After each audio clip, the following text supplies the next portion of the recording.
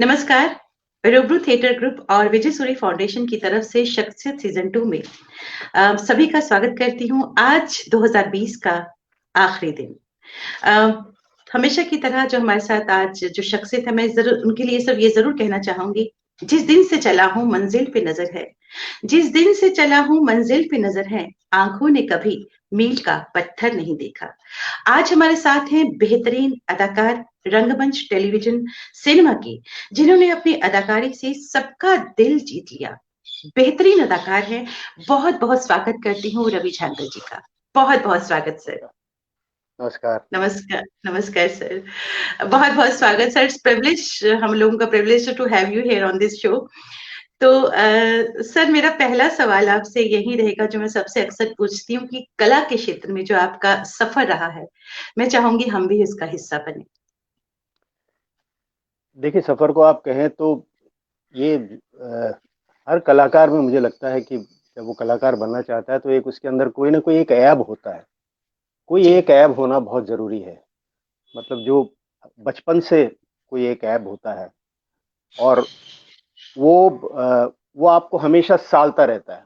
आप कोशिश करते हैं कि मेरा ये जो ऐब है, वो कहीं लोग उसको समझें। जैसे मेरे अंदर ऐब था जब अ, मैं अ, मैं गाना गाता था। सिंगिंग में मेरा बड़ा इंटरेस्ट था जी, और मैं कहीं भी जाके गाता था एक्चुअली। किसी की शादी में चले गए, मतलब बेगानी शादी में मैं बहुत जाता था। तो जी, इस तरह का ऐप मेरे अंदर वो जो था उसको मैं डिस्कवर करने की कोशिश करता रहता था। मुझे कभी मुझे नहीं कभी ऐसा लगा था जब तक मैं कॉलेज में गया कि मैं कोई प्रोफेशन को ये मेरा प्रोफेशन होगा या मैं इससे ये करूंगा, क्योंकि परिवार ऐसा था नहीं। 9 भाई बहन थे हम। फादर भी कोई ऐसी, मतलब साधारण परिवार था बहुत ही। और लेकिन मेरे अंदर जो ये चीज थी वो लोगों को बहुत पसंद आती थी।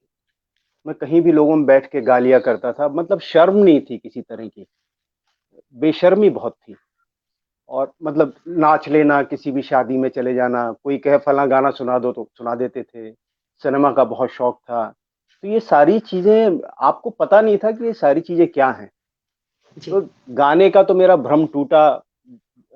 मुझे मालूम है जब मैं स्टेज पे गाया करता था तो बॉबी का गाना झूठ बोले कौवा काटे, ये गाना बैंड के साथ गाते थे हम।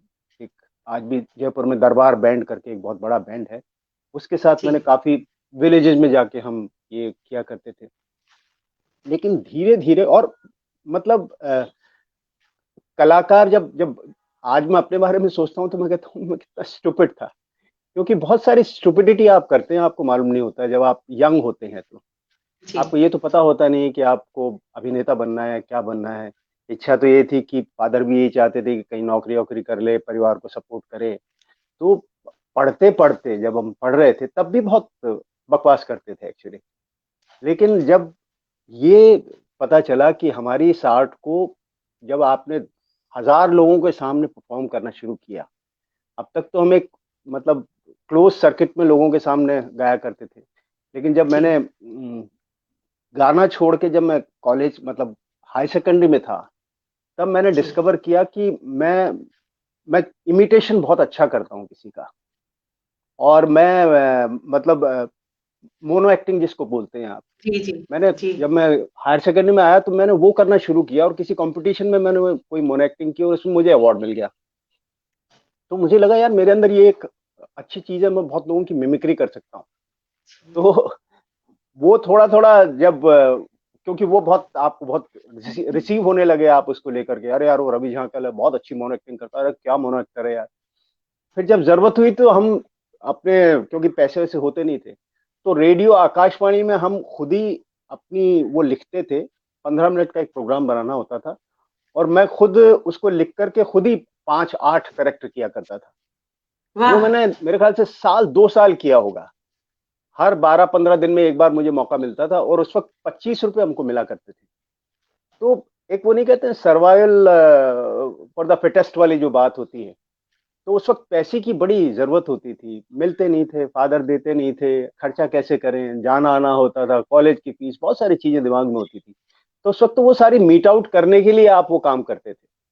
लेकिन जैसे जैसे ये हुआ कि क्योंकि फिर पहचान बनने लगी, ये मोनो एक्टर है यार।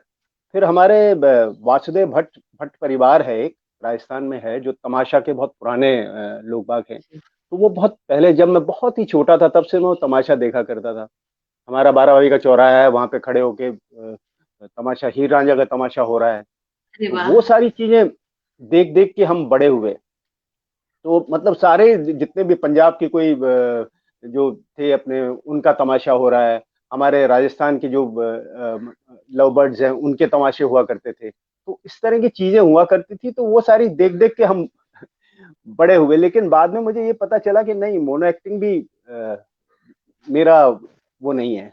फिर जब मुझे वासुदेव भट्ट के साथ पहली बार मैंने नाटक किया, मादा कैक्टस एक प्ले था। जी तो वो प्ले मैंने जब किया, वो पहली बार मैं स्टेज पर गया। तो उस वक्त स्टेज की कोई समझ नहीं थी, लेफ्ट राइट भी नहीं आता था। बस जी जो समझाया किसी ने किया वो हमने कर दिया। लेकिन जो गंभीर थिएटर का जो सोच आया, देखिए वो जी सोच ऐसे ही आता है, ये ऐसे आसानी से नहीं आता है। क्योंकि जब भानु भारती, एनएसडी के जो गोल्ड मेडलिस्ट थे, जी तो वो हमारे यूनिवर्सिटी में एक ड्रामा डिपार्टमेंट उन्होंने खोला, सर्टिफिकेट कोर्स 1 साल का। तो जी हम कॉलेज में पढ़ते थे, तो वो हमने ज्वाइन कर लिया, उनके साथ हम लग गए। तो वहां से थिएटर जो है, थिएटर की गंभीरता का हमको एहसास हुआ। और उन्होंने हमको सिखाया कि नाटक जो है, ये जो जो जो एक्टिंग है, वो आपका एक प्रोफेशन भी हो सकता है, जो हमको बिल्कुल पता नहीं था। तो मुझे आप माने, जब मैं सेकेंड ईयर में था, कॉलेज के सेकेंड ईयर में, तब मुझे ये पता चला कि ये प्रोफेशन भी हो सकता है। फिर हम उस लाइन में लग गए। फिर उनकी गाइडेंस से, जो भी उन्होंने हमको गाइड किया, उन्होंने हमको बताया कि मतलब तुम्हारे अंदर बहुत टैलेंट है, तुम इसको बहुत अच्छे से, और उन्होंने बहुत तराशा भी हमको। आप माने, जब मैं चलता था तो ऐसे झुक के चलता था, मतलब एक कंधे पे वो जी क्या कहते हैं, थैला रहता था, उस थैले अंदर अनशन फालतू की चीजें रहती थी, और मतलब ऐसे करके चलते थे। तो उन्होंने हमको मारा नहीं, लेकिन मार मार के हमको सिखाया कि क्या आपके अंदर कमी है, उनको कैसे आपको ठीक करना है। बोलना नहीं आता था, मतलब उर्दू तो बोल ही नहीं पाते थे, फिर वो चीजें उन्होंने सिखाई। हिंदी से उर्दू की किताबें हमको बताई कि क्या आपको पढ़ना चाहिए। तो ऐसे करके जब इस तरह की चीजें साथ में हुई, तब जा कर के ये जो है, हमको ये पता चला कि ये प्रोफेशन जो है, ऐसे ऐसे देखा जा सकता है, और इसके लिए पढ़ने के लिए बाहर भी जाते हैं। तो फिर वो 3-4 साल का जो स्पेल था, उसने हमको बहुत परिपक्व किया एनएसटी जाने के लिए। और मतलब यूनिवर्सिटी में वो तो हम इसलिए कर रहे थे कि जब यूनिवर्सिटी में आए, तब ये पता नहीं था कि हमको एनएसडी जाना है। क्योंकि उन्होंने हमको ये कहा था कि ये डिपार्टमेंट जो है हमने खोला है, इस डिपार्टमेंट में जितने भी लोग आप हो, 5-7 लोग बाग पढ़ने वाले, यहाँ पे हम इसको डिप्लोमा कर देंगे, और यहाँ पे ही तुम लोग ओरिजिनल मेंबर हो। तुम लोग यहाँ पे, तुमको हम एज ए लेक्चरर यहाँ पे एस्टेब्लिश कर देंगे। तो तुम अपने डिप्लोमा कर लो, मतलब वो कर लो, एमए कर लो।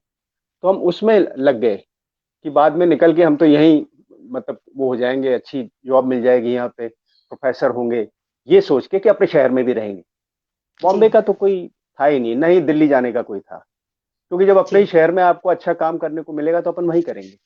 लेकिन बिल्कुल। मतलब हमारा सौभाग्य कहें या दुर्भाग्य कहें कि भानु जी चले गए जापान, उनको कोई स्कॉलरशिप मिल गई। जो उनका, जो उन्होंने हमें प्रॉमिस किया था, वो कर नहीं पाए, क्योंकि वो चले गए तो कुछ हुआ नहीं। तो गवर्नमेंट की ग्रांट आई हुई थी 20-25 लाख रुपए की, 22-32 लाख रुपए की, वो वैसे के वैसे खत्म हो गई।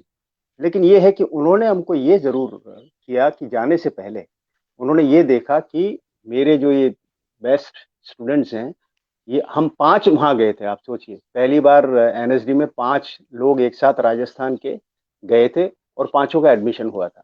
क्या तो बात। ये जो कहानी है हमारी, इस तरह से हम बढ़े। लेकिन लबोलबाब ये है कि बिना सीखे कुछ करना, वो आपको बहुत ज्यादा लंबे टाइम तक आप उससे सरवाइव नहीं कर सकते। जैसे मेरा बचपन बहुत ही अजब था, ना तो कोई खाने का ध्यान था, ना कोई पहनने का ध्यान था।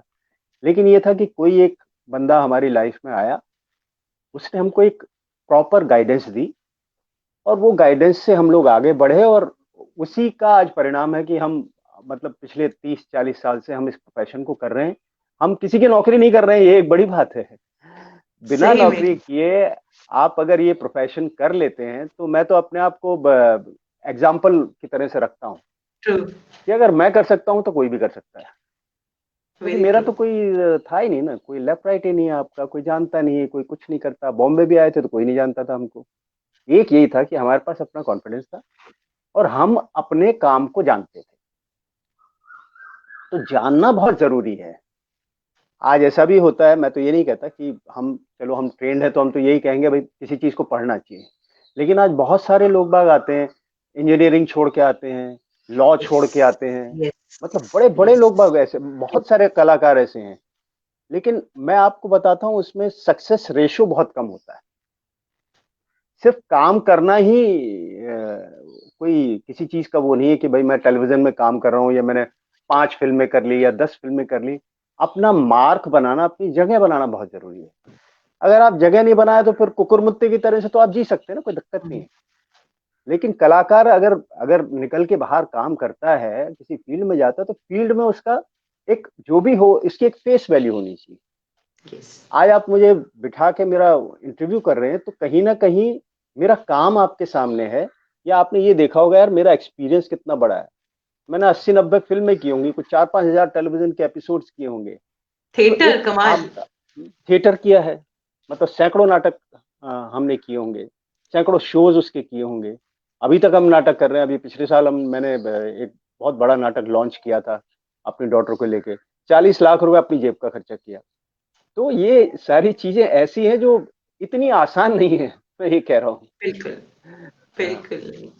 हम्म। सर हमारे साथ बहुत सारे एस्टीम्ड व्यूअर्स जुड़ चुके हैं। युवराज सर जुड़े हैं हमारे साथ, युवराज ओहो, शर्मा सर। मेरा बहुत बहुत भाई। स्वागत सर आपका।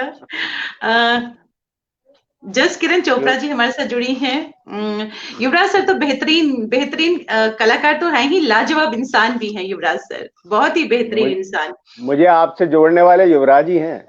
बिल्कुल। बिल्कुल। जस हाँ। किरण चोपड़ा जी हमारे साथ जुड़ी हैं, रंगकर्मी हैं। बहुत बहुत स्वागत करती हूँ। मालविका जोशी जी हमारे साथ जुड़ी हैं।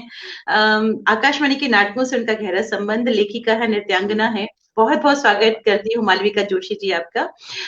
जस किरण चोपड़ा जी लिखती हैं, नेगेटिव शेड्स बनाम Ravi ji, and you just excel in that so convincingly. Very true. Very true जस किरण जी। डॉक्टर सरला मुझे लगता मेहता है हमारे उन्होंने साथ मेरी जुड़ी। बहुत बहुत सारी ऐसी फिल्में देखी होंगी। ये मतलब काफी इन्होंने ऐसी बात कही है, जिन्होंने बहुत सारा ऐसा काम देखा हुआ जो बड़ा क्रिटिकल काम होता है करने में। जी बिल्कुल, खुद बेहतरीन अदाकारा हैं रंगमंच की।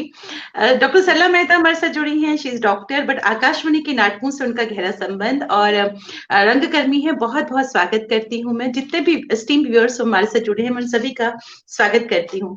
मैं आपसे जानना चाहूंगी कि जिस तरह से आपने कहा कि ट्रेनिंग बहुत जरूरी है, आप नेशनल स्कूल ऑफ ड्रामा में गए, और एज ए स्टूडेंट आपका अनुभव कैसा रहा वहां पे? कुछ एज ए स्टूडेंट आपको कैसा लगा? किस तरह की चीजें आपने वहां पे आपके साथ हुई और आपको अच्छी लगी, जो आपने सीखी? जो भी हमारे साथ न्यू कमर्स जुड़ेंगे, मैं चाहूंगी उनके लिए अनुभव आप अपना साझा कीजिएगा। मैं आपको एक एक अनुभव बताता हूँ अपना। मैं जी। बहुत छोटे शहर से था, और जी। मतलब स्लीवलेस कपड़े पहने मैंने अपने जीवन में, एनएसडीसी में जाने से पहले मैंने सिनेमा में ही देखी थी। जी। मतलब अगर अपने कोई एक्ट्रेस अगर हमने देखी, तो कोई अराउंड द वर्ल्ड इन $8, कोई एक फिल्म आई थी राज कपूर की, उसमें जी। स्विमिंग सूट में किसी हीरोइन को देखा होगा। तो वो जो मेमोरीज थी वो सिनेमा की मेमोरीज थी। तो मैं आपको बताता हूँ, मेरे जैसा एक जब छोटे शहर का आदमी एकदम से दिल्ली चला गया, और पहले दिन, फर्स्ट डे मॉर्निंग में 7 बजे हमारी योगा की क्लास होती थी। तो मैं आपको अपना एक्सपीरियंस बता रहा हूँ कि क्या होता है। देखिए, जब आप कोई छोटे से बड़ी चीज में, बड़ी बड़ी जगह जाते हैं, तो आपको कितने बड़े शौक लगते हैं। तो जब मैं अपने उसमें पैसेज में जा रहा था अपनी योगा रूम के लिए, योगा के लिए, तो सामने से नीना गुप्ता आ रही थी। नीना गुप्ता थी, आलोक थे, और एक आलोपी वर्मा, ये 3 लोग आ रहे थे, हमारे सीनियर थे। तो मैंने देखा नीना गुप्ता ने एक शॉर्ट पैंट पहनी हुई थी और ऐसा स्लीवलेस बनियान पहना हुआ था। तो आप मानेंगे, जब मैंने नीना को ऐसे देखा तो 2 दिन तक मुझे समझ में नहीं आया कि मैंने क्या देखा, क्योंकि मेरे लिए वो एक अजब सा एक्सपीरियंस था, क्योंकि कभी देखा ही नहीं। जो सिनेमा में देखा वो आपने वहां जाके देखा। तो आप देखिए कितना बड़ा एक कल्चर का वो, जो कल्चर शॉक, कल्चरल शॉक जिसको बोलते हैं। मतलब हम तो कभी, हमारे जैसे लोग बाग जो छोटे मतलब उससे परिवार से निकले हैं, जिनका कोई बहुत बड़ा ऐसा बैकग्राउंड भी नहीं होता, तो वो इतने बड़े सेटअप में जब जाते हैं तो बहुत सारी चीजें आपको लर्न करने को मिलती हैं। इंग्लिश बहुत खराब थी, तो इंग्लिश को कैसे इम्प्रूव करें, वो जैसे वो पुरी साहब भी कहते हैं ये बात, ओमपुरी भी कहते हैं, हमने उनके साथ बहुत हमने थिएटर किया है यहाँ बॉम्बे में। वो भी कहते थे कि मेरा सबसे बड़ा ड्रॉबैक था कि मुझे इंग्लिश नहीं आती थी।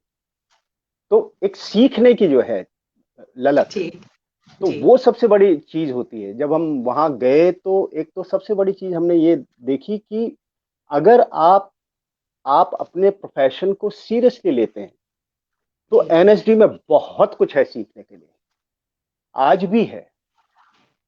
मतलब बहुत सारी चीजें अभी वहां पे बकवास भी हैं, मैं ये कहता हूँ, मेरा अपना इंस्टीट्यूट है, लेकिन हर चीज का अपना एक साइकिल होता है। हर चीज, श्री राम सेंटर की इतने बेहतरीन नाटक हमने देखे हैं श्री राम सेंटर में, आज भी होते होंगे, मैं ये नहीं कहता, लेकिन हम अपने उसकी बात बता रहे हैं कि जब हम वहां गए तो वहां पे, क्योंकि एक तो क्या, बहुत सारी चीजें आपको रोज देखने को मिलती थी। रोजाना आप किसी भी उसमें कमानी में चले जाओ, वहां बिरजू महाराज जो है का उनका डांस का शो चल रहा है, या कहीं आप रशियन एम्बेसी में चले जाओ, वहां कोई फिल्म चल रही है बड़े किसी डायरेक्टर की। तो इस तरह के इतने सारे एक्सपीरियंस थे जो हर शाम हमको देखने को मिलते थे। तो अपने आप में ही आपकी जो है जो जो आपका ज्ञान है वो अपने आप ही बढ़ता रहता है। बस ये है कि आपका फोकस बहुत जरूरी है। अगर आप अपने काम पर, अपनी लर्निंग पे अच्छे से फोकस कर लेते हैं तो आपको वो चीज लाइफ टाइम काम आती है। आज सीखने की जो ललक है ना यंग लोगों में, उसकी रियली बहुत कमी हुई है, और उससे उससे हमको नुकसान है, उससे थिएटर को नुकसान है, क्योंकि लोगों को लगता है कि कोई कोई जरूरत नहीं है, मतलब हायर सेकेंडरी हुई, कोई जरूरत नहीं है, अपने किया और निकल गए। लेकिन उनको पता नहीं होता है कि उसके लिए वो कितने साल अपने खराब कर देते हैं। वही साल अगर आप डेडिकेशन लग के, चाहे एनएसडी की बात मैं ये नहीं कहता कि एनएसडी जाए, लेकिन आप कहीं ये सीखें, आप पहले ये तो जाने कि मैं ये काम कर सकता हूं नहीं कर सकता हूं। सबसे बड़ी दिक्कत ये है, हम ये नहीं समझते हैं कि ये काम मुझे करना चाहिए या नहीं करना चाहिए। हमको लगता है मेरी नाक अच्छी है, मेरे लिप्स अच्छे हैं, अरे मेरे चीक्स अच्छे हैं, मैं स्लिम हूं, मैंने बॉडी बॉडी बना ली है, मेरे लिए सब चीज आसान है। नहीं है आसान, ये राह आसान नहीं है, मैं ये कहना चाहता हूँ। हम भी गए, हमारे लिए भी आसान नहीं थी, हमारे लिए भी आसान नहीं थी, मैं आपको बता रहा हूँ। लेकिन हम बहुत ज्यादा फोकस थे। शायद ये भी हो सकता है क्योंकि मुझे ये मालूम था कि अगर मैं ये नहीं करूंगा तो मैं कुछ नहीं कर सकता, क्योंकि मैं यही कर सकता हूँ, ये मैं बहुत बेहतर कर सकता हूँ। और हमने इस अपने आप को प्रूव करते गए, हम हर बार हम अपने आप को प्रूव करते रहे। हम एनएसडी में गए, कारण साहब नहीं चाहते थे कि हमारा एडमिशन हो, लेकिन उनके न चाहने के बाद भी हमारा एडमिशन हुआ। और आप मानेंगे, मैं कारण साहब का सबसे प्रिय स्टूडेंट था फाइनली जब मैं निकला था, और उनके साथ मैंने बहुत बेहतरीन काम किए थे। बिल्कुल सही कह रहे हैं सर आप। हमारे साथ किरण भटनागर जी जुड़ी हैं, नेशनल स्कूल ऑफ ड्रामा से हैं, लिखती हैं हेलो। मनोज शर्मा जी जुड़े हैं हमारे साथ, लिखते हैं कि हेलो रवि भाई। नौरीन शर्मा जी हमारे साथ जुड़ी हैं। विनीता ठाकुर जी हमारे साथ शिलोंग से जुड़ी हैं, ब्रॉडकास्टर हैं, लिखती हैं वार्म वेलकम। मिफिम हमारे साथ लद्दाख से जुड़े हैं, नेशनल स्कूल ऑफ ड्रामा से, और लद्दाख में रंगमंच कर रहे हैं, लिखते हैं Ravi ji my NSD senior, one of the gentle person, nice to see you. बहुत शुक्रिया मिफिम जी, बहुत बहुत शुक्रिया आपका। मनोज शर्मा जी कहते हैं वाह सो ऑनेस्ट, वाकई डॉक्टर सला मेहता कहती हैं, कितनी सच्चाई से आप अपनी बातों को कह रहे हैं। किरण भटनागर जी लिखती हैं, Ravi ji, I have heard a lot about you from Kaushal ji. Yuvraj sir, ये थोड़ा सा मुश्किल हो जाएगा मेरे लिए जो आपने लिखा है, लेकिन मैं कोशिश कर रही हूँ। जी। जी। मैं आप बाबा कारंत जी के साथ आपका जो सानिध्य रहा है, उससे जुड़ी कोई याद हमसे शेयर करना चाहें? मैं एक बहुत अच्छी इंटरेस्टिंग आपको एक किस्सा सुनाता हूँ। बाबा कारंत ने हमको डिस्कवर किया जब हम जी। थे, तो उनके साथ हमने अंधेर नगरी एक प्ले किया। बाबा कारंत जी। ने ये डिस्कवर किया कि मैं बहुत अच्छा सिंगर हूँ और बहुत अच्छा एक्टर हूँ। उनके साथ मैंने मुद्रा राक्षस प्ले किया था, उसमें मैंने चाणक्य किया जी। था। जी। तो उनके साथ बहुत सारे काम किए।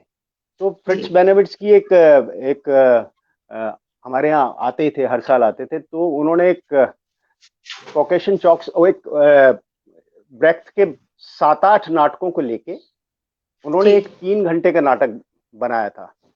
उसमें अलग अलग प्लेज थे। तो उन सब प्लेस को मिलाकर, मतलब किसी प्ले का 30 मिनट का एक सीक्वेंस, किसी का 20 मिनट का, ऐसे करके 7 नाटकों को लेके उन्होंने ब्रेख्ट ऑन ट्रायल करके एक जी। मतलब एक प्रोडक्शन हम तीनों ईयर के स्टूडेंट्स के साथ किया था। तो जी। उसमें मेरा काम था कि मुझे मतलब कंपोजिशन कंपोज करना है म्यूजिक। जी। तो मेरी क्लास में एक एक्ट्रेस थी, दीपा शाही, मेरी बहुत जी। अच्छी दोस्त हैं और जी। बहुत अच्छी प्रोड्यूसर हैं और एक्ट्रेस भी हैं। जी, हालांकि मैंने बिल्कुल। जीवन उनको कहते रहे कि आप एक्ट्रेस नहीं हो। लेकिन तो उनका वो कोई एक प्ले, किसी एक प्ले में थी वो। तो जी। कारण साहब ने मुझे कंपोजिशन करने के लिए दी। तो मैंने एक कंपोजिशन प्ले की बनाई और उन्होंने कहा कि ये उसको सिखाओ तुम। जी। तो मैं दीपा को सिखाने जाता था, तो दीपा तो बहुत बेसुरी है, मतलब तब भी बेसुरी थी, अभी भी बेसुरी है, क्योंकि अगर आप बेसुरे हैं तो बेसुरे हैं। जी। आप में सुर नहीं आ सकता, अगर आप में सुर नहीं है तो नहीं है, मतलब ये अजब जी। बात है। आप अपने सुर जी। को ठीक नहीं कर सकते। अगर आप म्यूजिक नहीं, म्यूजिक जानना और सुरीला होना दोनों जी। अपने आप में अलग बातें हैं। तो वो सुर में नहीं थी। तो मैं बहुत परेशान हो गया और तंग आके मैंने कहा कारण साहब से, मैंने कहा सर मैं दीपा को बहुत समझा चुका हूँ, बता चुका हूँ, लेकिन वो तो मतलब उसको आता ही नहीं सर, वो नहीं कर पाएगी सर, वो गाना नहीं गा पाएगी, और गाना उसको स्टेज पे लाइव गाना है उसको।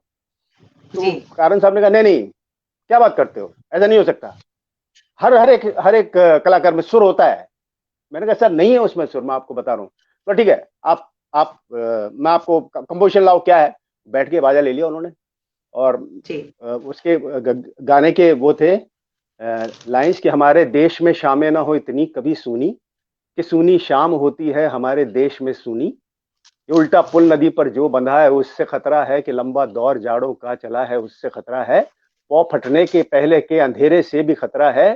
कोई मजदूर अपने हाथों अपनी जान ले बैठे, किसी का दर्द जो हद से गुजर जाए वो खतरा है। इतनी लाइनें थी। क्या बात! तो मैंने क्या बात! मैंने एक कंपोजिशन की थी। तो कारण मैंने कहा सर मैंने ये कंपोज किया है, वो गा ही नहीं पा रही है। तो बोला अच्छा अभी मैं एक आपको बात बताता हूँ, सुर लगाओ एक। तो एक सुर लगाया, सुर है, मैंने कहा "हाँ, है सर"। हाँ, अब उन्होंने कहा अब मैं आपको बताता हूँ कैसे उसे गवाना है। तो उन्होंने एक सुर में उस कंपोजिशन को किया। उन्होंने क्या किया, मैंने जो कंपोजिशन की थी वो थोड़ी सी मुश्किल थी, क्योंकि मैं तो अपना टैलेंट दिखाने में लगा हुआ था। उन्होंने कहा स्टेज पे सिंगिंग इंपॉर्टेंट है, वो नहीं गा पा रही, मैं आपको बताता हूँ। तो उन्होंने मुझे सिखाया गाना। अब गाना मैं आपको गा के जी, सुनाता हूँ बिल्कुल। जी, कि सर। हमारे देश में शामें न हो इतनी कभी सूनी, के सूनी शाम होती है हमारे देश में सूनी।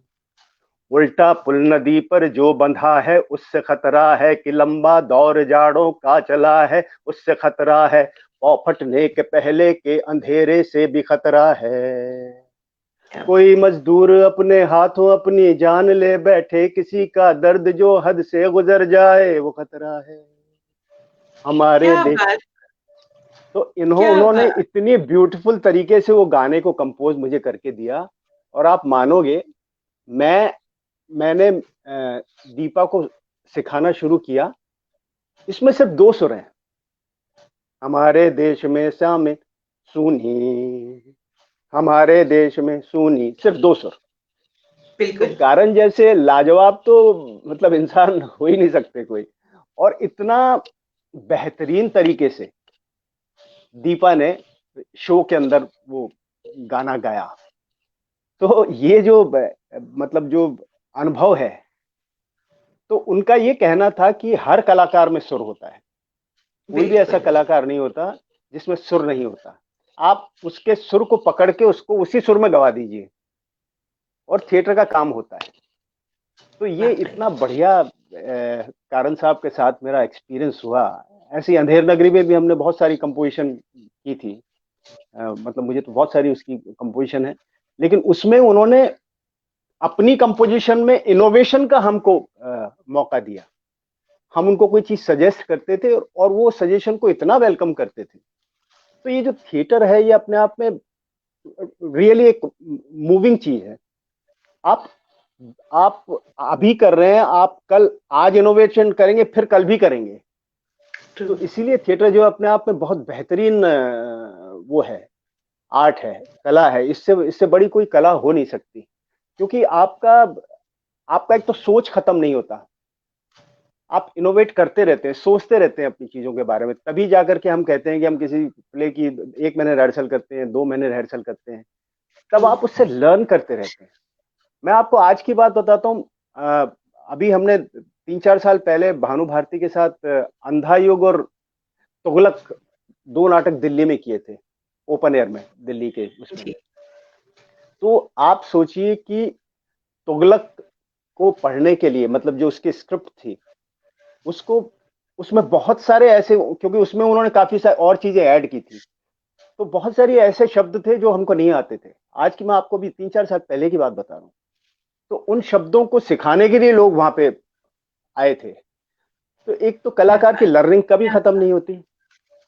एक तो आप लर्न करना कभी बंद नहीं करते, अगर आप अपने आप को ओपन रखें तो। आप वेरी ये ट्रू। मान लें कि मुझे सब आ गया, मुझे कुछ लर्न करने की जरूरत नहीं है, तो मैं कहूंगा उस कलाकार को अपने घर बैठना चाहिए, या मतलब कहीं चाय वाय बना के बेचनी चाहिए, क्योंकि कलाकार की लर्निंग कभी बंद नहीं होती। ये मेरा बहुत मतलब मेरा खूबसूरत। एक्सपीरियंस यही है। बहुत खूबसूरत सर, बहुत ही खूबसूरत बात कही आपने। हमारे साथ मुनील लॉन साहब जुड़े हैं, मुंबई से, लिखते हैं बहुत बढ़िया, और आपको देख के जुनून के दिन याद आ गए, आपके लिए ओहो। लिखते हैं। हमारे साथ किरण शिवपुरी जी जुड़ी हैं, लिखती हैं कमाल, बहुत ही खूबसूरत। और निरुपमा वर्मा जी लिखती हैं, hello Ravi and all the friends, good to see Ravi here, you are dear sweet too too, you made the role real. Sir ये क्या है, ये अब आप बताइए, क्योंकि हमें नहीं पता इसके बारे में।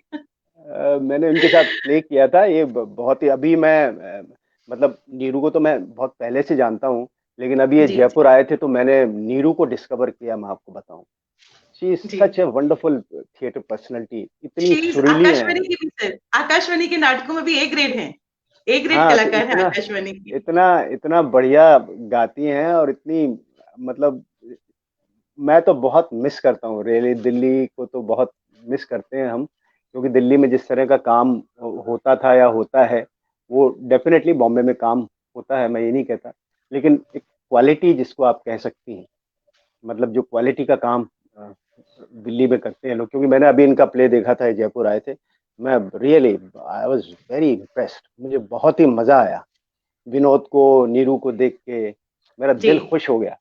जी। और मैं थोड़ी, मुझे जलन भी हुई, यार मैं क्यों नहीं हूं इनके साथ। So sweet sir. सर हमारे साथ राजीव शर्मा जी जुड़े हैं, लिखते हैं, रवि सर जी के साथ 2012 में कोटा किला में तुगलक नाटक में काम करने का मौका मिला, उस एक महीने में बहुत सीखने को मिला, आपका अभिनय और आपका अंदाज बेहतरीन, बहुत शुक्रिया। Thank you, thank you, thank हमारे साथ बहुत सारे व्यूअर्स भी जुड़ चुके हैं।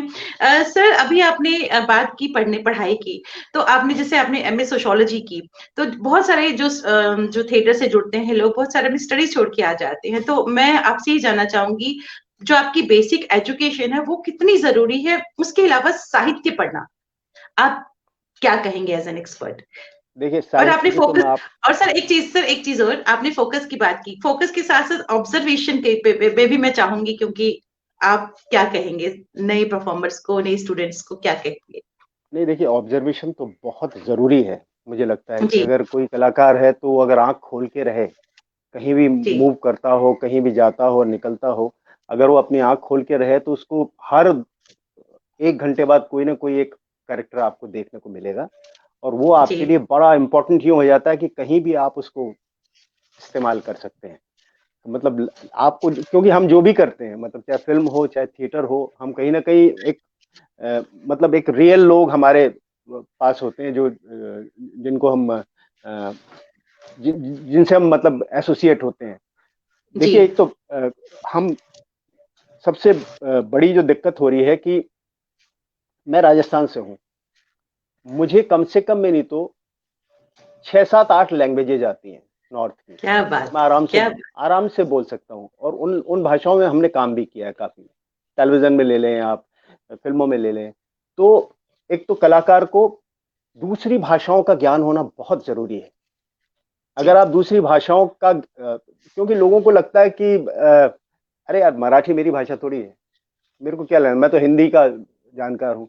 लेकिन आपको कभी भी कोई मराठी में अगर फिल्म करने को मिलेगी, या कोई एक्टर मतलब एक्ट करने को मिलेगा स्टेज के ऊपर, कि ये कहेंगे भाई ये हिंदी में बात करता है लेकिन ये है महाराष्ट्रियन, तो आपको उनका टोन बहुत हेल्प करेगा, अगर आप उस भाषा की को मतलब उस भाषा के सेंस को समझ सकते हैं। तो ये हम इसको मैं तो इसको एडवांटेज की तरह से समझता हूँ, और ये हर कलाकार के साथ होना चाहिए। हम सिर्फ हिंदी में काम करते हैं, इसका नॉर्थ के हैं इसका मतलब नहीं, क्योंकि हम यूपी तो हिंदी भाषी है, हरियाणा तो हिंदी भाषी है, राजस्थान तो हिंदी भाषी है। तो भाषाओं पे थोड़ा अगर आप ध्यान रखें, तो भाषाओं का बड़ा इम्पोर्टेंट रोल होता है। ऑब्जर्वेशन बहुत जरूरी है, क्योंकि मैं ऑब्जर्व करता था तभी मैं मोनो एक्टर बन पाया। जी मैंने बहुत ऑब्जर्वेशन किया था, मतलब मैं हर दूसरे आदमी को मिमिक करना शुरू कर देता था। मतलब मैं किसी के सामने नहीं करता था, लेकिन मैं अकेले में करता था। कभी कहीं खड़ा होके, कभी छत पे पतंग उड़ा रहा हूँ तो उससे मतलब उसकी वो करने लग जाता था। तो ये बड़ा इंपॉर्टेंट है कि आप कैसे किसी चीज को ऑब्जर्व करते हैं। आप पुलिस वाला कैसे बात करता है, आप देखें नेता कैसे बात करते हैं, ये सारी लाइफ की ऐसी चीजें जो हम कहीं ना कहीं हमको करने को मिलती है, चाहे फिल्म हो चाहे थिएटर। तो ऑब्जर्वेशन तो अगर आप देखेंगे कहीं भी, आप कहीं स्पीच देखें, आप कैसे आप आज कैसे आप देखिए राज्यसभा या लोकसभा का जब वो होता है, तो किस तरह से लोग बात करते हैं। आप देखिए कोई महाराष्ट्र का लीडर खड़ा होकर के बात करता है तो किस तरह से बात करता है। आपको कभी भी मौका लगेगा तो वो एक्सपीरियंस आपके काम आएगा। दूसरी बात, आप एजुकेशन की लेती हैं, तो मैं तो कहता हूं अगर आप पढ़े नहीं तो आपको कलाकार नहीं बनना चाहिए। क्या आज बात, का वक्त ऐसा है, अगर आप पढ़ना नहीं चाहते हैं तो आप कलाकार नहीं बनिए, आप कोई बिजनेस कर लीजिए। क्योंकि आज जैसा सिनेमा या थिएटर है, वो एक बहुत ही एजुकेटेड कलाकार हो तो बहुत आगे बढ़ सकता है। मैं इसको अपना थोड़ा ड्रॉबैक भी मानता हूँ कि हमको बहुत ज्यादा पढ़ने लिखने का शौक नहीं था, लेकिन हम फॉर्चुनेट यूं रहे कि हम ऐसे लोगों के साथ जुड़े जो पढ़े लिखे लोग थे। अब जैसे श्याम बेनेगल थे, अब आप जी मानिए हमने वो काम किया है। मैं अपने आप को मैं अपनी तारीफ नहीं करता हूँ, लेकिन मैंने जो किया वो दूसरों ने नहीं किया। इस पूरी टेलीविजन की हिस्ट्री में दो चीजें सिनेमा पे शूट हुई हैं, एक डिस्कवरी ऑफ इंडिया और एक तमस। यस तमस 16 पे शूट हुई थी, डिस्कवरी ऑफ इंडिया 35 mm पे शूट हुई है, फिल्म पे शूट हुई थी। और उसके अलावा अब तक टेलीविजन में कोई भी चीज ऐसी नहीं है जो सिनेमा के उस पे शूट हुई हो। तो ये जो मैं आप मेंशन इसलिए कर रहा हूँ कि मतलब धर्मवीर भारती का प्ले, अपने सूरज का सातवां घोड़ा, कोई इस पे फिल्म नहीं बनाता। प्रेमचंद की कहानियां गुलजार साहब के साथ हमने की हैं अभी। मतलब ये सिलसिला चलता आया। तो हमारी एजुकेशन तो यूं होती रही, हम चाहे हमको इतना पढ़ने का शौक नहीं था, चाहे हमने उतना साहित्य जी नहीं पढ़ा, लेकिन हम ऐसे लोगों के साथ एसोसिएट रहे जो जो मतलब साहित्य के ही काम करते हैं, जो ऐसे ही काम करते हैं जिनके अंदर दिमाग चाहिए। तो हम तो कहेंगे हमारी ग्रोथ वैसे होती रही, क्योंकि हमने काम ही ऐसे लोगों के साथ किया। तो हम सरवाइव कर गए। मैं अपने आप को परफेक्ट नहीं मानता, यूं नहीं मानता कि मुझे बहुत ज्यादा पढ़ने लिखने का शौक नहीं था, इवन एनएसडी में भी नहीं था, मैं आपको बहुत फ्रैंकली बता रहा हूं। लेकिन वो मेरा ड्रॉबैक है। मैं आज कहता हूं आपको, अगर मैं उस वक्त इस चीज को इम्प्रूव कर लेता, अगर मेरा बेसिक अच्छा होता, यहां मैं अपने मदर फादर को कहूंगा क्योंकि मेरा बेसिक अच्छा नहीं था, तो उस तरह से मेरी ग्रोथ नहीं हो पाई। यहाँ कहीं ना कहीं मैं उनको कसूरवार ठहराता हूँ। तो उसका जो है मेरे दिमाग में ये रहा कि पढ़ना बहुत जरूरी है। तो मैं नहीं पढ़ पाया, तो मैंने अपनी ये प्रण किया लाइफ के अंदर कि मैं अपनी डॉटर को पढ़ाऊंगा। क्या बात। मैंने अपनी डॉटर को मेयो 7-8 साल भेजा। मतलब मेरी औकात नहीं थी उसको वहां भेजने की, लेकिन फिर भी क्योंकि मेरी ये जिद थी कि मुझे जो है अच्छा एजुकेशन उसको देना है। वो जिंदगी में कुछ करेगी नहीं करेगी वो एक अलग विषय है, लेकिन मेरी ये थी कि मैं नहीं कर पाया तो कम से कम अब ये चीज मेरी डॉटर को करनी है, और उसने बड़े अच्छे तरीके से किया भी उसको। तो ये देखिए, अगर जो भी थिएटर करना चाहते हैं आज के यंग लोग बाग, मैं आपको बता रहा हूँ, बेस्ट पहले तो एजुकेशन में आप बेस्ट हो। आप अगर एजुकेशन में बेस्ट होंगे, क्योंकि आजकल का जो सिनेमा है, क्योंकि ज्यादातर सिनेमा की लोग बात करते हैं, थिएटर में तो आपको पढ़ना ही होगा। थिएटर तो आजकल ऐसा होता नहीं है। लेकिन मैं आपको आगाह कर रहा हूँ, जितने भी मेरे यंग जो लोग बाग हैं, यंग बच्चे हैं, कि प्लीज सबसे पहले एजुकेशन पे जोर दो। आप बीए करो, बीएससी करो, कम से कम ग्रेजुएशन तो आप करो ही करो। और वैसे भी एनएसडी जैसी जगह जाए, वहाँ एनएसडी बीए के बिना तो लेते ही नहीं। पहले ले लेते थे 10th पास 11th पास लिया करते थे, लेकिन अब तो ये है ही नहीं। तो एजुकेशन तो बहुत ही जरूरी है। और मैं तो सजेस्ट करूंगा कि आप एजुकेशन नहीं करते हैं तो इस फील्ड में मत आइए, क्योंकि आप जितने साल मिस करेंगे, आप हायर सेकेंडरी करके यहाँ जंप करके आ जाते हैं, आप यहाँ पे 5-7 साल लग जाएंगे आपको इस चीज को समझने में, क्योंकि आजकल हर चीज तो इंग्लिश में होती है। बिल्कुल। तो ये आसान काम नहीं है, और अभी तो और भी डिफिकल्ट है, मैं आपको बता रहा हूँ। तो एजुकेशन पे पूरा जोर दें, फोकस करें, और अपने आप पे काम करें। निकलने के बाद कम से कम अगर कोई इंस्टीट्यूट नहीं ज्वाइन करना चाहते हैं तो कोई अच्छे ग्रुप के साथ जुड़ जाएं, और ये ना सोचे कि वहां मैं स्टेज पे कब जाऊंगा। थोड़ा सा बर्तन वर्तन मांजे, थोड़ा चाय वाय पिलाएं, अपने सीनियर्स को देखें। देखिए, नाटक करना इंपॉर्टेंट नहीं, मैं आपको अपनी बात बताता हूँ। जब हम एनएसडी में पढ़ते थे तो 2 महीने की जब छुट्टियां होती थी गर्मी में, तो घर नहीं जाता था मैं परमिशन लेता था, और एनएसडी की रेपेट्री में जाकर के बैठने की परमिशन लेता था, ऑब्जर्वेशन की। और हमने सालों ये क्या काम किया है, क्योंकि ये बड़ा बड़ा जरूरी है। मैं आपको बता रहा हूँ, अगर आप सीखना चाहते हैं तो ऑब्जर्वेशन से बहुत सारी चीजें आपको सीखने को मिलती हैं। मैंने युवराज को देखा है परफॉर्म करते हुए, मतलब इनके साथ तो हम रहे हैं, सालों साल रहे हैं। युवराज हो गए, रघुवीर यादव हो गए, बड़े के रैना हो गए, पंकज कपूर हो गए, ये सब हमारे आइडियल हुआ करते थे, बिकॉज इतना ज्यादा फोकस था युवराज का, इतना फोकस था। मैंने देखा युवराज को रिहर्सल करते हुए। तो फोकस बड़ा जरूरी होता है, और आप अपने से बड़ों से सीखेंगे ही, मैं आपको गारंटी दे रहा हूं। अगर आप सीखना चाहते हैं, नहीं सीखना जी। चाहते हैं तो तेल ले सर, तेल लेने जाओ, नहीं सीखना है तो। क्योंकि ये चीज ऐसी है कि जब तक आप अगर किसी से सीखना चाहते हैं तो ठीक है, लेकिन अगर नहीं सीखना चाहते तो ऑब्जर्वेशन भी बड़ा इंपॉर्टेंट है। तभी आप थिएटर में आगे बढ़ सकते हैं, ये मेरा मानना है। और इसमें कोई लाग लपेट वाली बात नहीं है, ना ही कोई थ्रेटनिंग है, मैं आपको बता रहा हूँ। क्योंकि हम तो अभी तक सीखते हैं मैडम। मैं तो अभी भी क्या युवराज को मैंने डिस्कवर किया, इतनी सच वंडरफुल, कितनी बढ़िया पेंटिंग करते हैं, मतलब मुझे पता ही नहीं कमाल, था। कमाल की छोटी छोटी बारीकियां, छोटी हाँ, छोटी जो तो देख, बारीकियां वो पेंटिंग में लाते, कमाल है सर। और तो लिखते अब भी बहुत कैसे, खूबसूरत है, उनकी कविताएं पढ़ी है सर आप, इतना खूबसूरत लिखते हैं हाँ, वो। तो ये क्या होता है, आप जब तक किसी को, सामने वाले को देखेंगे नहीं, तो आप उसको कैसे डिस्कवर करेंगे, कैसे उससे सीखेंगे। तो ये सीखने की प्रवृत्ति जब तक आपकी नहीं रहे, और कलाकार के लिए तो पूरे टाइम रहती है, मैं आपको बता रहा हूँ। हमारे लिए तो आज भी रहती है भाई, हम तो आज भी सीखते हैं।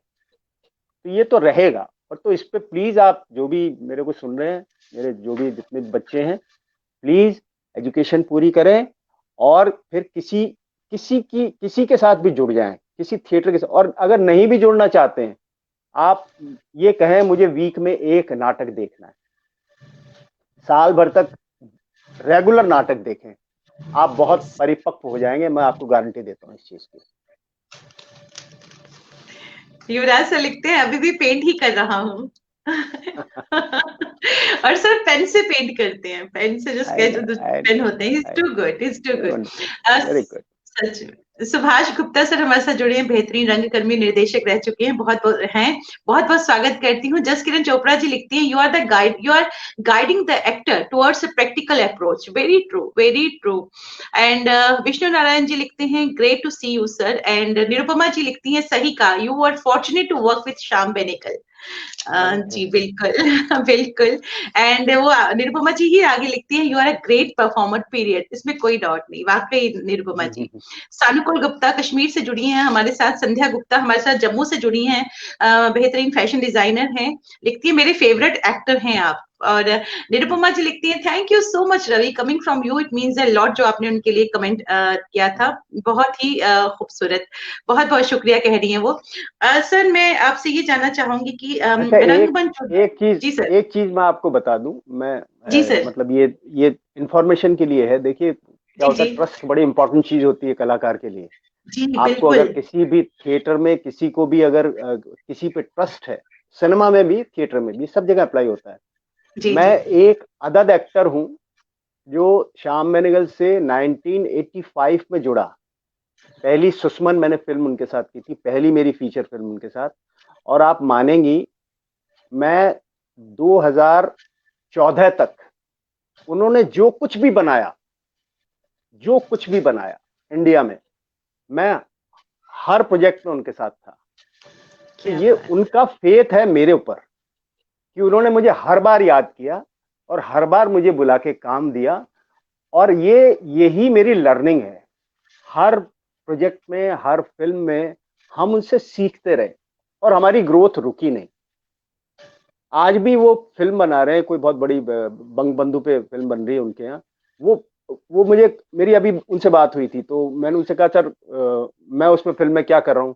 अरे रवि, मुझे समझ में नहीं आ रहा है क्या करूँ, बंगाली में फिल्म है, तुमको क्या काम दूं? तो मैंने कहा, सर देखिए कोई तो काम मिलना चाहिए। बोला, मैं देखता हूँ कोई साइलेंट रोल होगा तो तुमको बुलाता हूँ।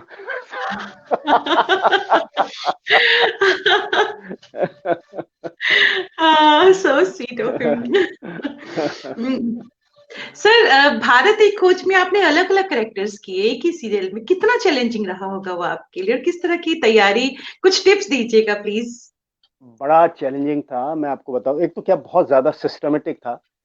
जी हम 8 बजे हमारा कॉल होता था, 8 बजे हमको पहुंचना होता था। जी। और मुझे नहीं मालूम, मैं शायद 1.5 साल फिल्म सिटी में हमारी शूटिंग होती थी, 1.5 साल मैं वहां गया हूँगा। आठ जी बजे का कॉल होता था और 9:15 पहला शॉट हो जाता था। 9:15 पहला शॉट हो जाता था और 6 बजे पैकअप हो जाता था। क्या बात। मतलब इतना फोकस था। आप माने, मेरे को एक कोई जब जब हम वो करते थे, जब तो वहां सबसे बड़ी दिक्कत क्या होती थी कि बहुत ही थिएटर की तरह से, एक्चुअली अगर थिएटर के ज्यादा ही एक्टर उनके साथ जुड़े थे, क्योंकि बहुत ज्यादा थिएट्रिकल परफॉर्मेंसेस थी हमारी। अब आप मानेंगी कि जब हमको स्क्रिप्ट मिलती थी, जैसे एक कोई एपिसोड खत्म हो गया, तो दूसरे एपिसोड के, जब दूसरी मतलब सेकंड स्क्रिप्ट के लिए जो होती थी, अगली बार जो अगले दिन से शूट कर रही है, सारे जो दूसरी मतलब नेक्स्ट डे की जो मतलब स्क्रिप्ट खत्म होने के बाद जो नेक्स्ट कहानी होनी थी, उसके सारे एक्टर बैठ करके स्क्रिप्ट की रीडिंग करते थे। 99% एक्टर्स होते थे वहां। अगर उसमें 22 एक्टर हैं तो 22 के 22 एक्टर होते थे, और वो सब बैठ करके 6 बजे से 8 बजे तक रीडिंग करते थे पूरी स्क्रिप्ट की। और इसके बाद ये तय हो जाता था कि कल ये 20/2 का ये वाला सीन है, और ये सीन यहां से लेकर के ये 10 लाइन एक शॉट में है। इतना और ऑर्गेनाइज्ड। वसंतदेव उसको लिखते थे, अशोक मिश्रा उसको लिखते थे, बहुत सारे लोग थे, बहुत सारे राइटर्स थे, सुनील शानबाग थे उसमें, बहुत सारे जी जी। राइटर्स थे। तो हमको ऐसा होता था कि कल हमारा स्टेज पे शो है। तो मैं मुझे अच्छे से याद है, मैं कितनी बार, क्योंकि मैं जहाँ रहता था मेरे पास में बीच था, तो मैं वहां जाकर के सुबह 5 बजे अपनी लाइनें जोर जोर से याद करके बोलता था। मैं आपसे फिर कह रहा हूँ, क्या फोकस की जो मैं आपको बात कर रहा हूँ। फोकस। तो ऐसा हमारा वो था। मैं आपको एक बहुत छोटा सा एक और एग्जांपल देता हूँ। देखिए थिएटर जो है ना, बहुत ही रेसिप्रोकेशन का है। जब तक हम एक दूसरे पे बिलीव नहीं करेंगे तब तक नाटक नहीं होता है। जहाँ बिलीव खत्म हो जाता है, नाटक नहीं होना चाहिए। मैं आपको एक बहुत छोटी सी एग्जांपल देता हूँ, आपको बहुत मजा आएगा। हमारे उसमें क्या होता था, जैसे अगर मैंने अगर पृथ्वीराज चौहान कर लिया, तो मैं अगले में छोटा रोल करूंगा। अगला अगर राणा सांगा का एपिसोड है, तो मैं राणा सांगा में कोई छोटा रोल करूंगा, मुझे बड़ा रोल नहीं मिलेगा। ये उनका नियम बनाए हुए थे उन्हें अपने, और ऐसा ही होता था। तो मैंने पृथ्वीराज चौहान किया, तो उसके बाद कहानी आई राणा सांगा। तो मुझे मुझे जो जॉब दी गई, ओमपुरी में राणा सांगा कर रहे थे, तो मुझे जॉब दी गई कि ओमपुरी को तुमको डायलॉग सिखाना है, और डायलॉग सारे राजस्थानी में थे। तो मैं राजस्थान का था, मैंने कहा अच्छा ठीक है, मेरे को ये job, I am happy with this. तो मैं रोज उनके यहाँ जाता था, एक हफ्ता था शूट। तो 4-5 दिन में उनके पास गया, 70-80% वो भाषा उनको आ गई थी। जिस दिन मतलब अगले दिन से वो होना था, तो मैं उनके यहाँ जाता था, तो मुझे वो रोज मतलब खाना खिलाते थे, खुद हाथ से बनाते थे, और 2 ड्रिंक भी पिलाते थे। और हम मतलब बहुत अच्छे से वो जो है कर रहे थे, और 70-80% वो भाषा बोल रहे थे। तो जिस दिन लास्ट डे था और अगले दिन शूटिंग थी, तो उस दिन मैं जब उनके पास गया, तो वो ऑलरेडी मतलब he was sitting and having drink. तो मैंने कहा अरे पुरी साहब, ये क्या? बोले नहीं यार, बैठो यार, बैठो। 2 मिनट बैठा, उसके बाद बोलते हैं रवि, मैं यार नहीं कर रहा हूँ कल ये। अब मैंने कहा अरे सर क्या बात कर, क्यों नहीं कर रहे हो आप? क्या हुआ सर, आप अच्छे से बोल रहे हो? नहीं यार, मेरे से नहीं बोली जा रही भाषा। You see he was not sure. देखिए आप, एक कितनी सच्चाई है किसी कलाकार को, देखिए आप, ये लर्न, ये बहुत बड़ी सीख है किसी भी कलाकार के लिए। मैंने कहा सर हुआ क्या है? बोले यार ऐसा है, जब मैं तेरे को देखता हूँ ना, जब तू लाइनें बोलता है, तो मुझे ये लगता है कि मैं तेरी जैसे नहीं बोल पा रहा हूँ। ठीक है, मैं 70% बोल रहा हूँ, लेकिन मैं तेरी जैसे नहीं बोल पा रहा हूँ, तू 100% बोल रहा है। तो मैंने कहा सर मेरी तो भाषा है। बोले यही तो मैं कह रहा हूँ, मेरी भाषा नहीं है, और मुझे ये काम करने के लिए क्या कहा जा रहा है। अरे मैंने कहा सर वो हो जाएगा, वो सब एडजस्ट करेंगे, कहीं आप कट होगा तो दोबारा से कर लेंगे शॉर्ट ना, आपको चिंता करते हो जाएगा। नहीं नहीं, उन्होंने उठाया, शाम बेनेगल को फोन लगाया। शाम बेनेगल बोलते हैं सर, सर मैं कल ये राणा संगा मैं नहीं करूंगा। शाम बेनेगल को काटो तो खून नहीं, क्योंकि वो तो सारी प्लानिंग बहुत ही प्लान्ड, वो है, वो तो बहुत ही ऑर्गेनाइज है। वो बोला अरे क्या हुआ हो, व्हाट हैपेंड? बोले नहीं नहीं, मेरे से सर नहीं हो रहा है, और ये मेरे से जो है, मैं पूरा I am not justifying my self, तो मैं कर नहीं पाऊंगा कल, आप किसी और से करा लो। वो बोले क्या बात कर रहे हो ओम, मैं किसको लाऊंगा, एकदम ऐसा तुम कैसे कर सकते हो, ये नहीं हो सकता, मैं किससे कराऊंगा? तो बोले सर मैं आपको एक्टर देता हूँ ना। तो बोले कौन है बताओ? तो बोले ऐसा, आप रवि झांकल से करा लो, ये लो, और मुझे फोन दे दिया। अब मुझे आप देखो, मुझे वो कह रहे हैं, ओमपुरी सामने बैठे हैं मेरे, जो हमारे इतने, जिनको हम इतना एडमायर करते हैं, वो मुझे कह रहे हैं वो जो कर रहे हैं वो रोल में कर लो। तो क्या मैं एकदम बात घबरा गया। मैंने कहा नहीं नहीं सर, अरे क्या बात कर रहे हो? उन्होंने मुझे फोन दे दिया। शाम मैंने कहा sir, hello sir, sir Ravi, I will see you tomorrow at 8 o'clock, दम से फोन रख दिया। अब मैं इतना ज्यादा डिस्टर्ब हो गया, मैं आपको बता नहीं सकता हूँ। और पुरी साहब ने कहा जा तू आराम से, आराम तू कर लेगा, चला जा। अब मानो मैं घर चला गया। अब मुझे सारी लाइनें याद, और मुझे ऐसा लग रहा है मुझे लाइनें याद नहीं है। आप इस चीज, मैं आपको लास्ट की बात बताना चाह रहा हूँ। सुबह 8 बजे मुझे निकलना था, तो मैं तैयार हो गया था। मैंने देखा दरवाजे पे बेल बजी, ओमपुरी बाहर खड़े हुए हैं। मेरा रेंटेड हाउस था, छोटा सा रूम लिया हुआ था। मैंने कहा अरे पुरी साहब आप? बोले मैं तेरे को लेने आया हूँ। मैंने कहा क्यों? नहीं मैं तेरे साथ चलूंगा फिल्म सिटी, तुझे छोड़ूंगा, और तेरा पहला शॉट होगा तब मैं वापस आऊंगा। अरे मैंने कहा सर मैं चला जाऊंगा। नहीं नहीं चलो तुम। वो मुझे ले गए, मेरा पूरा मेकअप मेरा कराया, मुझे सारा मतलब मेरे सामने खड़े रहे कैमरे के पीछे। और जब पहला टेक ओके हुआ, तब वो मुझे बोले बहुत अच्छा, तू ही कर सकता है ये।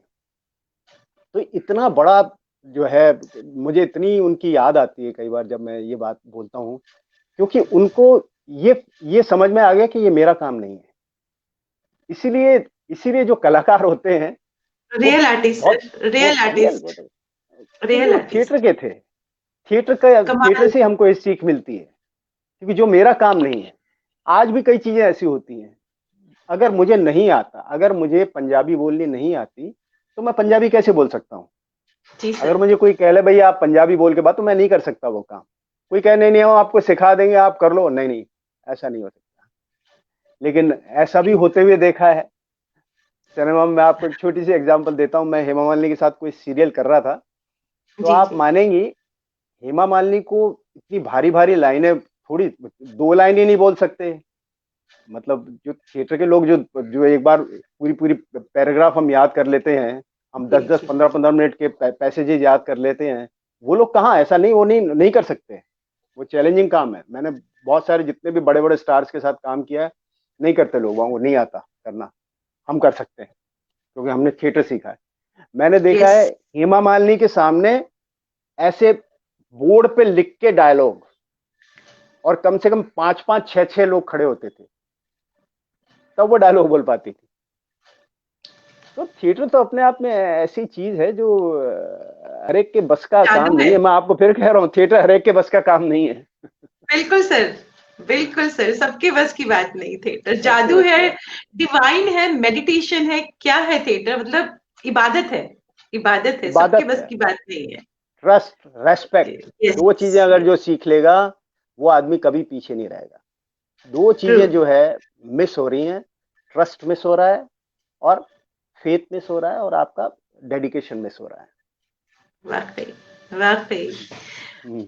मनोज शर्मा जी लिखते हैं कमाल रवि जी, किरण शिवपुरी जी लिखती हैं great artist, great human being. वाकई। सर, चलते चलते मेरा एक सवाल ये रह जाता है कि जो नए बच्चे, नए परफॉर्मर मुंबई आना चाहते हैं, अम, थोड़ी सी प्रोडक्शंस करके, आप उनको क्या कहेंगे कि मुंबई आने से पहले वो किस तरह की तैयारी रखें, किस तरह से अपने आप को परिपक्व करें, वहां आके उनको कोई परेशानियां ना झेलनी पड़े, किस तरह से अपने आप को तैयार रखें, फिर वहां आने का सोचें?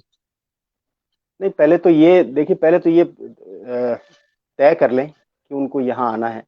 पहले तो ये तय जी, करना बहुत जरूरी है, क्योंकि अगर आप जी, यहाँ आना चाहते हैं तो आपको बहुत सारी तैयारी करके आना चाहिए, ऐसे नहीं आना चाहिए। जी, और जी, ये डिस्कवर करें कि आप एक्ट कर सकते हैं कि नहीं। ये डिस्कवर आप ट्रू, कैसे करेंगे? क्योंकि आपने ट्रू, कभी कोई थिएटर नहीं किया हो, कभी कुछ नहीं किया हो, कभी स्टेज पे नहीं गए हो, सिनेमा देखा हो, ये कहें अमिताभ बच्चन ऐसा होता है, ये फला ऐसा है, नवाजुद्दीन सिद्दीकी जो है जब कर सकता है तो हम क्यों नहीं कर सकते। लोगों को नहीं पता नवाजुद्दीन सिद्दीकी को 17 साल बाद ब्रेक मिला है। ट्रू, 17-18 साल बाद, इतना बढ़िया एक्टर, और 18 साल बाद उसको काम मिला है। वाकई। इरफान, हम्म, इरफान को मेरे साथ 86 में, 87 में उसने पहली बार डिस्कवरी ऑफ इंडिया किया था। उसके बाद 99 में या 2001 में जाकर 2004 में उसको कोई तरीके का काम मिला है। तो बड़े बड़े एक्टर्स को वक्त लगता है, मैं आपको बता रहा हूँ। ये इश्क ट्रू, नहीं आसान, ये इतना आसान नहीं है, मैं आपको बता रहा हूँ। लेकिन आप अगर करना चाहते हैं तो यहाँ पर हम जैसे लोग कर सकते हैं, तो आप भी कर सकते हैं। लेकिन मैंने आपको अपनी जर्नी बताई है, हम्म, आप पहले तो तैयार करें अपने आप को। अगर आप किसी से नहीं सीखना चाहते हैं, तो मैं तो आपको कहता हूं कि आप चाहे किसी फिल्म का ही कोई डायलॉग ले लें। आजकल तो बहुत बहुत आसान है। अगर आपको थिएटर का नहीं, थिएटर का अगर करेंगे तो बहुत अच्छी बात है। अगर आप कुछ नहीं करना चाहते, तो पेपर का एक जो पेपर आता है डेली, वो लेकर के पेपर आप पढ़ें। जैसे जैसे जो जो न्यूज में आप पढ़ते हैं, आप पढ़ें। पहले ये देखें आप डिक्शन आपका करेक्ट है क्या। पहले तो अपने डिक्शन की बात सोचें, क्या मैं सही, मेरा तलफ़ुज़ ठीक है। पहले तो ये देखें। फिर ये देखें कि मेरे अंदर एक्सप्रेशन है क्या। आजकल तो बहुत मीडिया है ना, आजकल तो कैमरा है, लगा लो, आप कोई भी चीज कर सकते हैं। और अगर आपको कोई दिक्कत नहीं होती तो आप मुझे भेज दें, सर मैंने ये 3 मिनट की कोई चीज की है, मैं आपसे नंबर शेयर कर लेता हूँ। सर मुझे बताइए क्या मेरे अंदर थोड़ा वो ऐब है जिसकी मैं आपसे बात कर रहा था। तो पहले तो आप ये डिस्कवर करो आपके अंदर ऐब है कि नहीं। अगर ऐब है, तभी उसके लिए आगे बढ़ो। और कोई मूंछ की लड़ाई नहीं करना है कभी भी जिंदगी में। मैं अपनी डॉक्टर से भी कहता हूं, मैं सबसे कहता हूं कि अगर आप ये कहते हो कि नहीं मैं तो जो है एक्टर ही बनूंगा, और बॉम्बे जाकर के एक्टर बनूंगा तभी मैं जिंदा रहूंगा, नहीं तो मैं घर नहीं आऊंगा, ऐसी बेवकूफी जिंदगी में मत करना। ट्रू, जब मैं बॉम्बे आया था, तो मैंने अपने आप से ये कह के आया था कि अगर 5 साल के अंदर मेरा घर नहीं होगा उस शहर के अंदर, तो मैं वहां काम नहीं करूंगा, अपने राजस्थान चला जाऊंगा, कोई नौकरी करूंगा, और वहां आराम से थिएटर करूंगा। ये मेरा अपना, अपने को लेकर के ये था। और मैं ये श्योर था कि 5 5 साल में मेरा घर बन जाएगा। मैं अपने आप में श्योर था, लेकिन मैंने अपने आप को भी चैलेंज दिया था कि अगर मेरा 5 साल में घर नहीं बना तो मैं घर चला जाऊंगा वापस। तो कभी भी मूंछ की लड़ाई नहीं लड़नी है हमने को, कोई जरूरी नहीं है। और मैं सभी से कहता हूं कि हमेशा एक कोई ना कोई पैरेलल आपको एक और वो अपने साथ रखना चाहिए। कोई कोई अगर इंजीनियरिंग कोई कर रहा है तो उस पे भी फोकस रखें आप। अगर आपने इंजीनियरिंग पढ़ी है तो ऐसा आपको रखना चाहिए कि अगर 5 साल के बाद आपको इंजीनियरिंग ज्वाइन करनी हो तो आपको दिक्कत नहीं हो। तो ऐसी मूंछ की लड़ाई कभी नहीं लड़नी चाहिए। बहुत सारे मैंने एक्टर्स देखे, मैं आपको बता रहा हूँ, जो यही लड़ाई लड़ रहे हैं। कभी वो 3 साल नौकरी कर लेते हैं, फिर नौकरी छोड़ देते हैं, फिर इसमें आ जाते हैं। ऐसा नहीं होगा। आप अपने आप को ये कहें कि भाई मैं 5 साल तक इस प्रोफेशन को ट्राई करना चाहता हूँ। अगर 5 साल में आपको उसके अंदर कुछ पॉसिबिलिटी अपने अंदर दिखती है तो ठीक है, अदरवाइज मूंछ की लड़ाई मत लड़ो। जो आपके पास अगर फादर का प्रोफेशन है, फादर का प्रोफेशन ज्वाइन कर लो। उनका अगर घर की कोई बिजनेस है उसको ज्वाइन कर लो, because life have to move. Very true. अगर आप एक्टर नहीं बनेंगे तो ऐसा नहीं आपको पूरा जिंदगी जो है आप जिंदा नहीं रहेंगे। जिंदा तो रहना है ना आपको।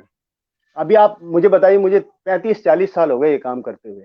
अभी जब लॉकडाउन हुआ तो आप मानो मैं क्या सोचने लगा, यार मैं यार सरकारी नौकरी नौकर होता तो मुझे आज ये सोचना नहीं पड़ता। देखिए ये क्योंकि ये आपको ऐसे जिंदा रखती है ये।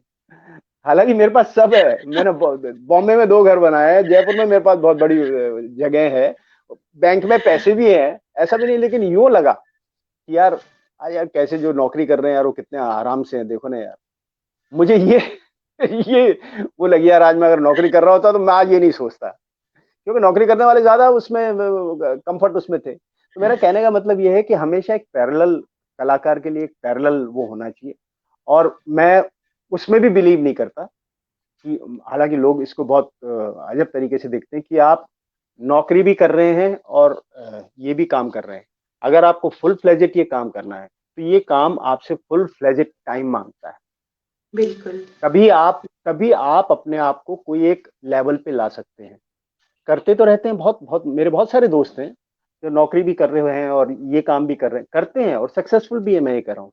लेकिन मेरा ये मानना है कि अगर आप इसको फुल टाइम, इस काम को, इवन थिएटर की बात मैं आपसे कर रहा हूँ, अगर आप थिएटर को फुल टाइम करें तो ये it can be your earning source also. ऐसा नहीं है, Yes. ये थिएटर से भी आप अर्निंग कर सकते हैं, लेकिन आप कैसा थिएटर करना चाहते हैं वो भी एक विषय है।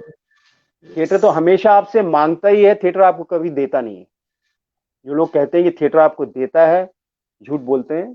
थिएटर आपको देता नहीं, थिएटर आपसे हमेशा डिमांड करेगा।